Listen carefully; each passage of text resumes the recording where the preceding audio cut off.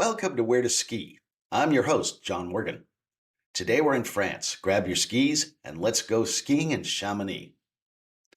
My guest today grew up in France and now lives, works, teaches, and skis in Chamonix every day. Jean-Michel Poupart lives in the Chamonix Valley with his family and two dogs. He grew up in the Parisian countryside, studied physics in the capital, and that brought him to Chamonix to test out the laws of physics and gravity. He's an established skiing instructor for 20 years at Chamonix. He specializes in off-piste guiding. Jean-Michel is a mountain leader member of the Compagnie de Guides de Chamonix, the oldest and largest guide association in the world, established back in 1821. Chamonix is in the French Alps just north of Mont Blanc and about an hour's drive south of Geneva. Between the peaks of the Aiguilles Rouges and the Aiguille du Midi, borders Switzerland, Italy, and sits at the foot of Mont Blanc.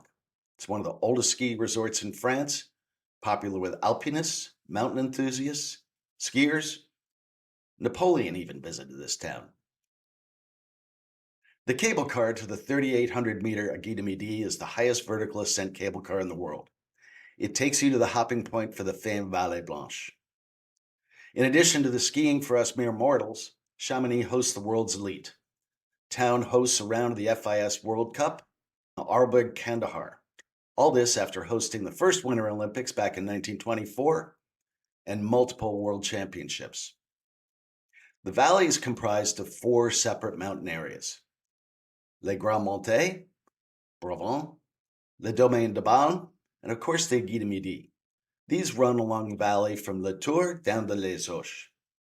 Skiing here for the most part is not for beginners, but let's talk to Jean-Michel and find out all about skiing Chamonix. Jean-Michel, thank you for joining us today. I'm excited to talk about Chamonix. Chamonix is an older town concentrated into a narrow valley. My first feeling was being totally awed seeing Mont Blanc towering over the town and realizing the mountaineering and the skiing history there. Aside from the physics, what brought you to Chamonix in the first place and why do you stay? Yes, but it's true, it's an amazing place. And when you arrive there the first time, you think first, I was thinking first, I might stay long there. And so I'm staying there for 25 years. I think the first reason is just the place. The mountains are huge, very different. They all have characters. And that's it. The mountains are spectacular when you pull into that valley. It's amazing. Maybe you can give our listeners a little bit of an overview of just what you see when you come in the valley and what to expect when you get there. You know, the skiing's not all centered in Chamonix. It's spread out all over the place, all the way from like Argentière down to Les Auches. And, Mm. you know, they all have different characteristics. The town is sort of focused on it, but the skiing itself is way up above. Yes. You're right. Chamonix Valley, so there is a few village, a town. Let's say that Chamonix is a little town, and you need to most of the time to take a first gondola and then to arrive above the tree line, and then you start skiing. At the entrance of the valley, first there is Les Ouches. Les Ouches, it's more woody area, a bit lower, a bit more family area. It can be a good refuge for the stormy day when there is a high risk of avalanche. We all finish at Les Ouches. It's a kind of joker. And then after, if you enter more in the valley, first above Chamonix, you have Flégère-Brévent. Flégère-Brévent, amazing ski area on the sun, on the east facing sun. So in the morning, it's really sunny. And you are just watching the high mountains on the other side of the valley, Mont Blanc, Green Peak, etc., the very high mountains. Then if you go in the valley even forward, then you arrive in Argentière where you will ski on the side of the high mountains. So on this side, you can ski higher. In Grand Montais, we could go to 3,300 meters. Suddenly, there was a fire that destroyed the highest lift. But if you come back in 3 years, it will be open again. And then we finish at the end of the valley in Le Tour. There is the border with Switzerland on this ski area, and it's more easy than the two other ski area. But let's say anywhere on each ski area there is easy slope, difficult slope, all kind of level. And of course, which is famous, it's off piste. Off piste in Chamonix, you can practice everywhere. Of course, I'm sure you are, maybe we speak about Aiguille du Midi later with the famous Vallée Blanche off piste, but you can also practice off piste everywhere in these different ski areas. That's a pretty good overview. That's a great, there are different characteristics for each of the different, almost every different town. Yes. They are very different. I will say Compagnie is difficult to describe really, but the mountains are very different. The Chamonix Valley is 20 kilometers long, so in a way the relief change, and so that's good. Every day you change area. Every day it seems that you are somewhere else. You have different angle of those high mountains. It makes a particularity of Chamonix area. And you know, also we have many about geology. We have three kind of rocks here. We have all kind of rocks that exist on Earth. You have sediment, you have granitic, and you have also metamorphosed rocks. So it's all mixed in this region. So if you are watching panoramically, the mountain doesn't look the same. It's really particular. It's really particular. I didn't travel in outside Europe so much, but in Europe, it's one of the best place I will say in Alps for this. So that for this. that must make it really interesting in the summer for climbing too. And of course, in summer for climbing, in granite, the granite is very pure. It's very pure. The crack, I say in English, the crack are very interesting. People can put their device in the cracks and climb. It's not big wall like in the States, but I'm sure it's still challenging, more challenging than I want to tackle. and So- also there is hiking. In summer, you have all these high mountains to climb, but also all these high mountains where you can hike. You can hike one day, you can hike a few days in a row. There is mountain hut in the mountains. You can sleep. You can have the dinner or the breakfast, and you can sleep there. And next day you go ahead. There is a famous tour. We are speaking about Mont Blanc. There is a Mont Blanc tour. You go around the range of mountains in 10 days. If you are not cheating with transfer in van, or you can do 5 6 days in 3 countries.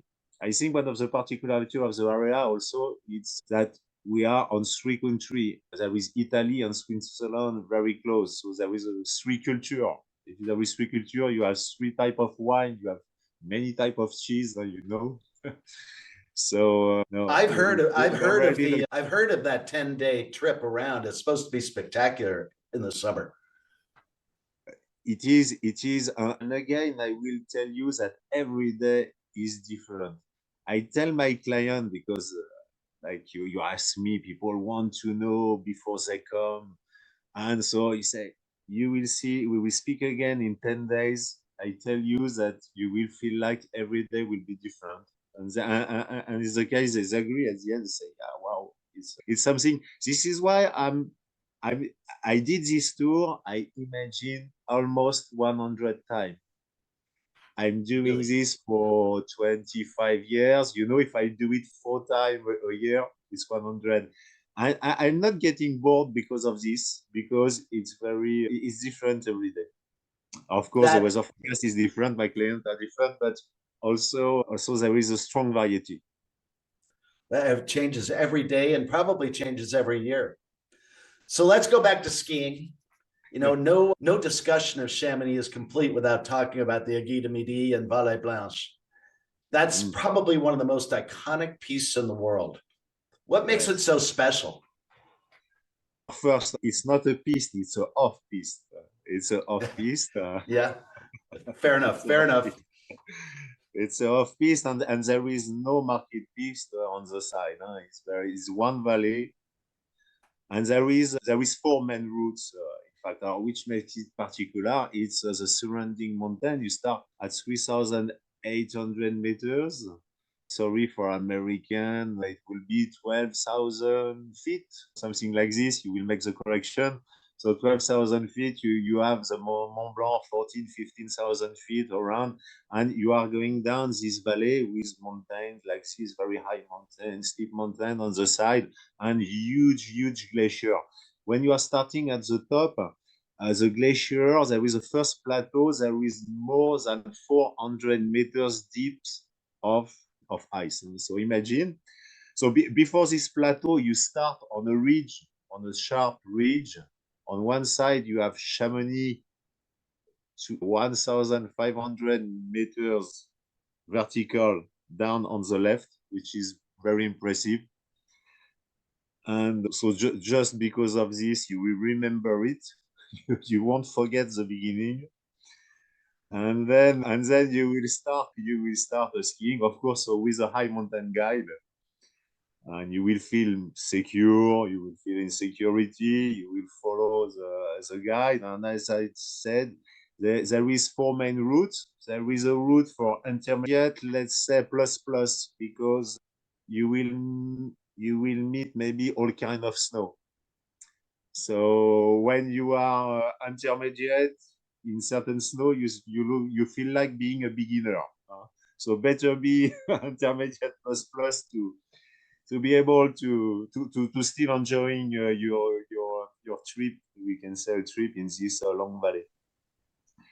So there is 4 main routes. There is 2 other main routes with maybe a bit steeper, a bit in the middle of the cracks, crevasses, let's say in French, big holes like this. So there is certain routes a bit more demanding technically, and so you need to be able to stop quickly, to turn quickly, to just go where the guide is going. So it's more for advanced skier. And there is one route with a much steeper route for experts. So there is for everybody. It's about, we used to say it's 16 kilometers long from the top to Chamonix. To Chamonix, it's a bit rare that there is a condition to reach Chamonix. So most of the time you are ending at the place called Mer de Glace, where there is a coke train to bring you back. First, you take a little gondola. The glacier with the global warming shrinking. So you go up to meet the train. You have a gondola now. In summer, you have stairs plus a gondola. Now you have a gondola, and it's really brand new this year. They opened a new one. Yeah, I was going to ask about that. Does that help? I know that getting out of there, you used to have to go up a lot of stairs, like 500 stairs. 700 maybe. Yeah, every year it's more. It was but 50 stairs more per year. No, actually, they just opened a new one. Now, if you have this, if you get this option to not go skiing to Chamonix because there is a lack of snow, you won't have to go upstairs now. But next year there will be 30 stairs. In 2 years there will be 50. In 10 years there will be. What's it like going off the ridge up there at the top? You have to a lot of times you have to put on crampons and walk down the ridge to be able to drop into any of the 4 routes. Well, yeah. Sorry. I assume that's not the usual, you wearing crampons and then hauling your skis down the ridge. But once you get there, you put your skis on and you just drop in and work with your guide. Yeah, no, you're right. It's an experience to get all this gear or equipment. First of all, at the bottom, in Chamonix, the guide will give you harness. You need to wear an harness on a glacier. It's not because you will climb, but if it happens that you finish in a hole, which is very, very, very, very rare, but if it happens, it's a possibility that it happens. So for the rescue people to get you, it's much more easy.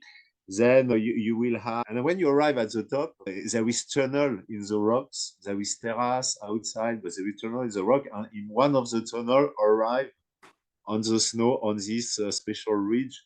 And there is also an ice cave just before you are leaving this place. So it's very amazing place with blue ice. Then the guide will put you on rope all together, and he will give you crampons to put on your foot. And then you go outside and you go hiking on this ridge. Most of the time, on the ridge, there is also an extra rope. And there is also, how do you call this in English, like sticks in the snow with a rope, and you can hold it. In fact, there is two routes, one without, one with. So if the guide, if you are 5, 6 with the guide, maybe take the routes with the rope.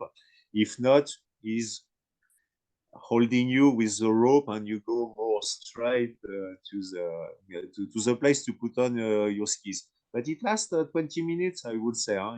It's quite impressive. But it's all in security. It's all in security. No worry.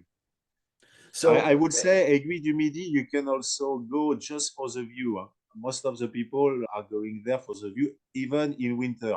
Of course, in summer, there is much less people leaving this area to go in the high mountains because it's really mountaineering and you need to be skilled. But also in winter, people just go for the view. It was. So that's an all-day trip too, isn't it? That's like 2 or 3 hours minimum of going up and right. getting that. In real skiing, let's say it's 2 hours, but you have a lot of stop, just watch where you are, speaking with the guide where you are, you make photos, you eat something. You can also have a break halfway down. There is a mountain hut halfway down. Usually people are sleeping there in summer to go climbing, but in winter it's open for the skier on the way down. So you can have a little something to eat, something warm. You know, most of the time based on cheese, something a bit heavy to give you energy, potatoes, cheese, bread, bacon. So what about a day? What's the right time to ski that? As you know, you must have to have pretty good weather to be able to ski that. You need the visibility, you need the depth perception. Of course, of course, it's the first thing is to have the visibility. It can happen that the guide can't say if he just a few clouds. So the guides they know well the area, but sometimes also they say okay, let's go, but they cancel at the top. There is too much risk. So and also to answer the best period. Years ago we were doing just this from February, but now if the conditions are good, it could be in December, as long as the glacier is a bit, the holes of the glacier, the crevasses are a bit filled by the snow that there is bridge, and you can do it till end of April, so Really? it's a kind of spring ski also. Cool. That I didn't know that. I didn't know that.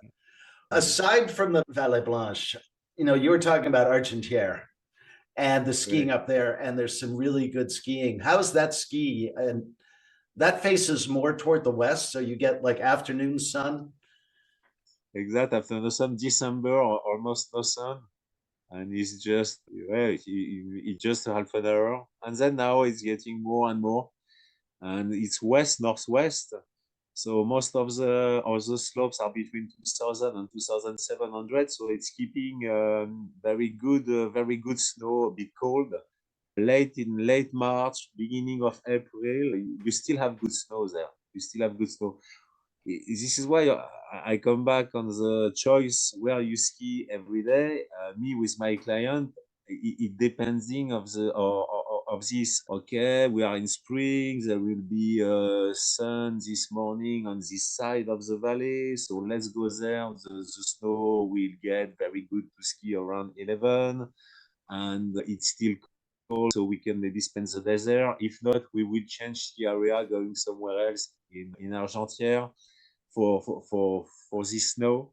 At the end of the valley, you have Le Tour, or it's in the shade on one side in the morning, then it's in the sun on one side in the morning, then it's in the sun in the afternoon.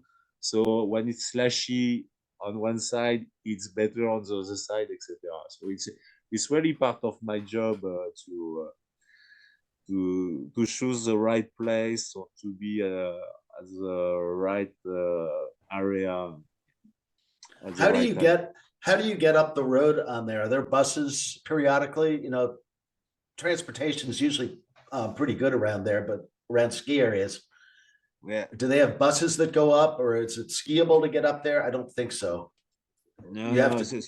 Yeah, the four ski area are not connected, so you can take bus. And now the network is getting better and better and better. But you know, with global warming, we think that we should be an example because the first impact is on the snow, and one of the impact is the snow. It's in mountains, so the valley, the town halls, they make this getting better and better, and to push people to get the bus, the parking are shrinking and shrinking and shrinking, and they are more expensive, expensive, expensive. Yeah. So this is actually, but in a way, so don't be scared to spend your day on the bus. Usually, you choose. We go on one ski area, and then we spend the full day on this ski area. There is enough for the day. But sometimes, anyway, with my client, or if you are 4 or 5 people, we get the car. We can also anyway still drive in the valley. So Les Hauts is where I've skied the most in Chamonix myself, and it's not so high. It's further down. There are trees so that you get depth perception in bad weather, like you were talking about earlier. And Ouais. the runs aren't incredibly steep. It's more geared toward intermediates. They also hold the World Cup races there, correct?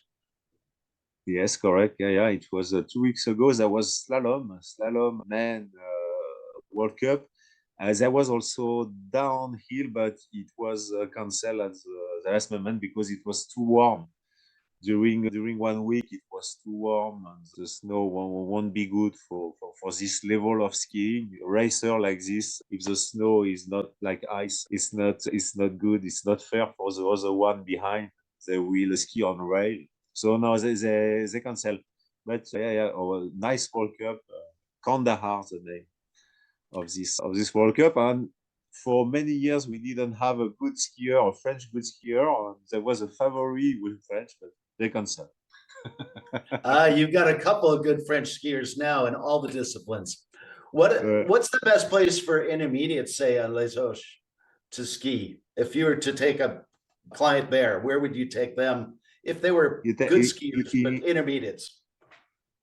but in Les Hauts, what's nice when you arrive at the very top, you take a gondola from the bottom, you arrive at the very top. It's not difficult. It's a kind of plateau. It's not totally flat, but it's a kind of plateau. So there is many blue slope. So you go first at the top. You are not starting with a small lift at the bottom, then the second lift. No, you go at the top first. And also at the top, there is a beginner area with a moving carpet, a small chairlift. It's rare that you have chairlift for beginner. A very small chairlift is perfect place, really perfect place to start and for intermediate skier. And then getting down, so of course for more expert people you can come, but there is better in the valley for them. And anyway, the landscape are amazing. The mountains are amazing. So even if you spend one day on an easy ski area, you are still enjoying the place because it's new view, it's new panorama. Maybe you won't come back because you will prefer steeper slopes somewhere else, but you are happy anyway to spend one day in all of this ski area. So your favorite time to ski Chamonix, if I remember right, is more toward the spring because you get more sun. It's just more fun. The snow is usually better. You say in spring? Yes. Is Ah that ouais. right? Or do you like it in Ouais, ouais. December, Ouais, January? non, mais alors, yes, spring. If you just ouais, ouais. Spring, the snow sometimes is very slushy and it's very wet in the afternoon after 3 o'clock. It's difficult, except in Argentière. Except in Argentière, it's rare that it's like this.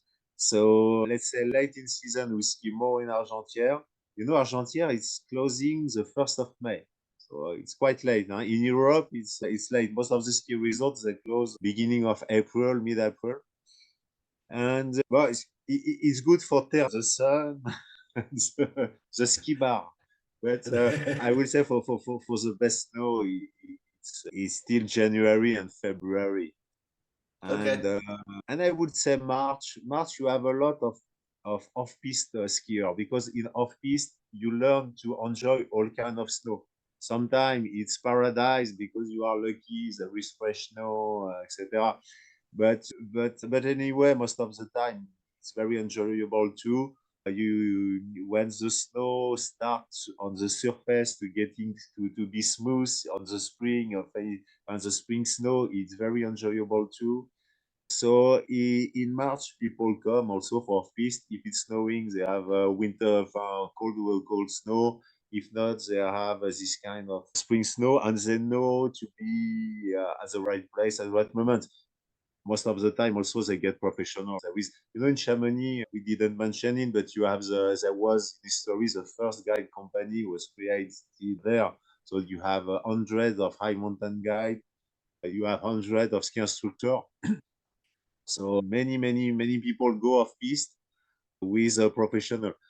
I I know that it's more easy than in the America off piste. I understand in your place, some places are forbidden, or it's not more here.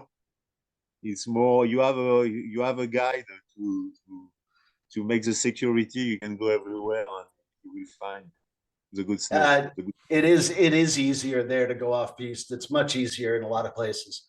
It that is it's getting it is better here, but it's again it, the guide is the key part, and yeah, it's about learning the right places to go and not getting into trouble. ouais, yeah. So Chamonix is unique because it's in France. It's a fun town. It's got some amazing history to it, but it's got great restaurants. It's got great shopping. It's turned into quite a cosmopolitan town. Even sometimes it's crowded because it's so close to Geneva. Ouais. Tell us a little bit about town, what your favorite parts of the town of Chamonix are. Chamonix, ouais, Chamonix, the main center, the center is very historic. All things started more than 200 years ago. So you still have the architecture of the 19th century. So, yeah, very nice. You still have a few old bar, restaurant. What's your And favorite again, restaurant? and again, the mountain makes the show, because then you lift the head and you see all that. So you are on a terrace. No, What's your favorite restaurant in town? I don't know if I'm right to answer this. No, I would say I have one which is called Atmosphere. Atmosphere, it's on the side of the river. It's on the side of the river. You will find, so of course, very good food. It can be French, it can be also from all over the world. And the service is very nice. Problem of touristic area, sometimes it's difficult to find staff, so the service is not so good. Sometimes you pay expensive, you don't have the good service. You pay a bit expensive, the food is quite good, but okay compared to what you pay. But in atmosphere, it's maybe a 10 15 euro above the average price, but it worth it really. and That's then and then after you can eat well in most of the restaurant, but if I will answer one anyway. And there is also after a hidden one in the forest, in the wood in Argentière, which is called la crèmerie du glacier. This is very nice. You can find it also when you are skiing in Argentière, but you need a guide. You need to cross the forest. And you have this one. Or this one is based on cheese. It's a bit like the old Russian food. In the old days, people were keeping the milk like this, eating cheese like that, and then during winter they were eating all this, and with potatoes, etc. So it's this kind of food, but not expensive at all, and very good, very I good. assume they've got good wine too. Good wine and good wine too. Yeah, yeah. But of course, so there is nice restaurant. Also, you have all the French wine. You have also we are close to Italy, and you know Italy is amazing country also for wine. So there was good wine, and also Savoie or Savoie. You know, it's the region, the big region where Chamonix belong to. There is also vineyard, and this wine was not so good 20, 30 years ago, but now very good. You should taste also. So there is famous in white wine, Chignan Bergeron or Mondeuse in red wine. Sounds like you could give a wine tour too. Yes, yes. No, no, you know, Switzerland close to Chamonix, so we were mentioning the Mont Blanc tour in summer. We are hiking on the Switzerland part when we are watching a valley, which is a vineyard, a huge vineyard, as big as Burgundy in France. And I plan to make a hike Chamonix from Zermatt by the vineyard. So no, we're lucky. It's very interesting. Also, so Switzerland and Italy, Val d'Aoste, very good area for wine, for cheese, for food. Italian on the slope on the ski area. We didn't mention. We could mention now also a ski area in Italy just to cross the tunnel, Mont Blanc tunnel from Chamonix. That's 3 kilometers only. Then you arrive in Courmayeur. Courmayeur, it's a ski resort. There is a ski pass where one of the two ski pass of Chamonix allow you to go skiing there. So you, with the same ski pass, you cross the tunnel and you ski in Courmayeur. Courmayeur, you have all the restaurants on the slope are amazing because you know pizza, pastas, I know to do this, and Well, it's Italy. They take their it was food to go very skiing. seriously. Sorry. It's Italy. They take their food very seriously. Yes. Good. And So if Courmayeur you is come to very good Chamonix, ski. if you come to Chamonix for 1 week, you have to go skiing one day to Courmayeur. And they still speak French. Or you don't mind, you speak English, but they still speak French because a long time ago, a few hundred years ago, it was before Italy get burst. It was a country called Savoie, and it was the same language. So on Chamonix side of the Mont Blanc than on Monte Bianco side in Italy, they were speaking French. So That yeah, that doesn't surprise me. You've got the Sud Tirol, the other parts of Italy, so that makes sense. The Savoie was all part of France at that point. So après in Chamonix, I've heard Chamonix is a great place to start. Is that be good? yeah. Chambre yeah. Is it Good place to crowded? stop for a drink. You know, where there is Chambre there is facing Chambre two other bar. Le me like a cow, Swedish bar. Me and there is I don't remember. It make a triangle, and it's if you want to go for a drink, almost every day there is a band before dinner. Part of Chamonix as the area. You have 2 or 3 areas where there is mood during the night. So at Chambre area, close to the train station, then there is another area. The street is called La Rue des Moulins. La Rue des Moulins, there is a famous restaurant, but also famous bar.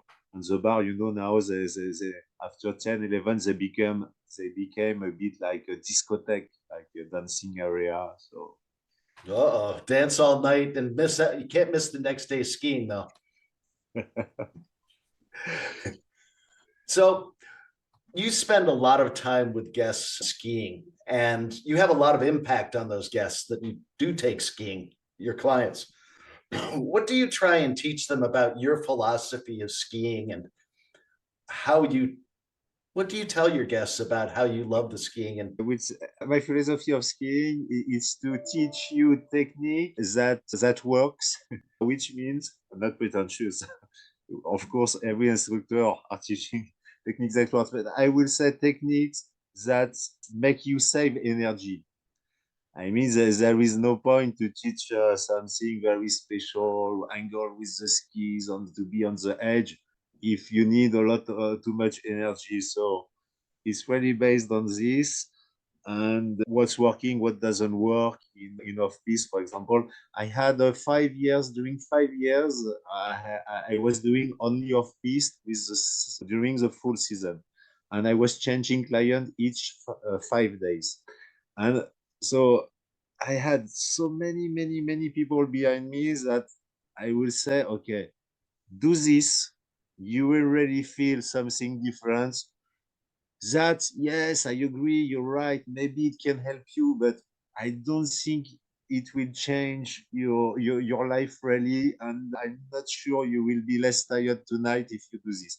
But do this, I'm sure you will be less tired, or you will do much more skiing before getting tired, so you will ski more, etc. So I will say, well, if I teach something, there must be, I think, a result to feel that, okay, it's more enjoyable. It's more enjoyable, whatever the level. We don't mind how we, of course, you won't look like a very good skier if it's just 2 years you are skiing.